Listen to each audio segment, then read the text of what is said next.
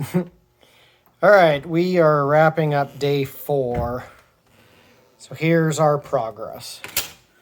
So we cut these 3 floor joists because they were destroyed on the other end. Where it met that rim joist, everything on that side of the wall is just destroyed. Everything on this side of the wall is pretty strong. So we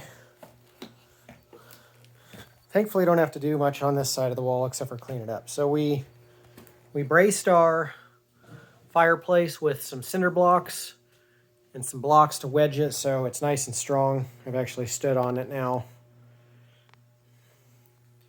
This side, everything over here is pretty strong. We need to finish ripping all this out and get it cleaned up, but thankfully that's good. This is just a wall that they built in the basement just to kind of clean it up a little bit.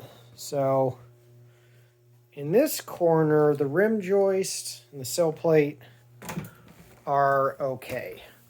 So everything over here, my shadow's in the way, is good. You see the old notch that they used to do. This lumber is pretty cool. These boards are notched and they go down in there about 3 inches. But from probably about this pipe, approximately over, that rim joist of the house was rotten. I cut through that with a 3-inch Sawzall blade, but it was so rotten that I was able just to pry it out. So all of these studs are supporting the house, which, as you can see right now, they're not supporting the house. And they weren't doing anything for a long time. This rim joist is basically dirt. That used to be timber.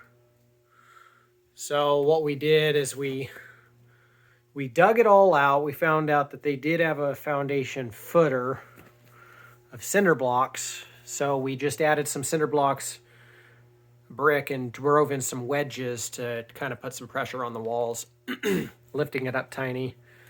And then this is kind of cool. This is actually a real cornerstone. And that is a major support beam. It wasn't even touching the ground. So again, drove in some bricks and some wedges, and then cinder block just to kind of support this whole edge here. I cut these flush. That one's going to have to basically be replaced, but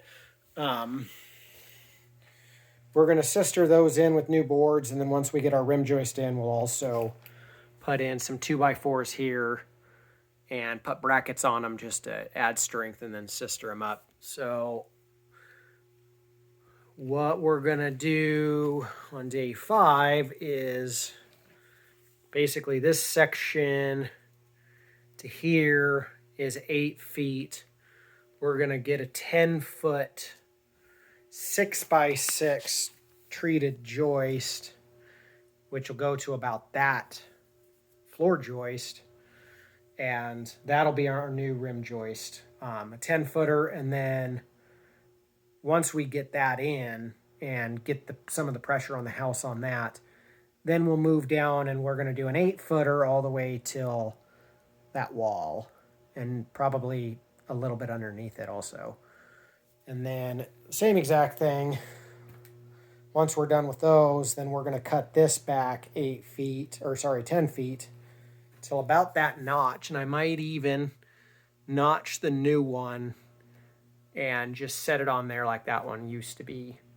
So that's going to be a 10-foot section. So that's where we're at now. So another thing we found is that this house has a combination of new Romex and not new Romex. So some of this electrical we might have to upgrade. Oh yeah, and then this is a support beam. It's one of the major beams, and it is shot. So This one's the same situation. It's about the width of a 4x4 right here. It looks like it's actually two, what used to be 2x4s, which they're not 2x4s. They're more like 3x4s. But we're going to pull one at a time after we get the rim joist in. Put 4x4s with sandwich 2x4s on each side on that one. And then a 4x4 right here to give these supports some strength again. But everything up there actually looks pretty good. So that'll be after we get the rim joist in, but this is what our farmhouse looks like right now. Not very appealing, probably, but we're making progress.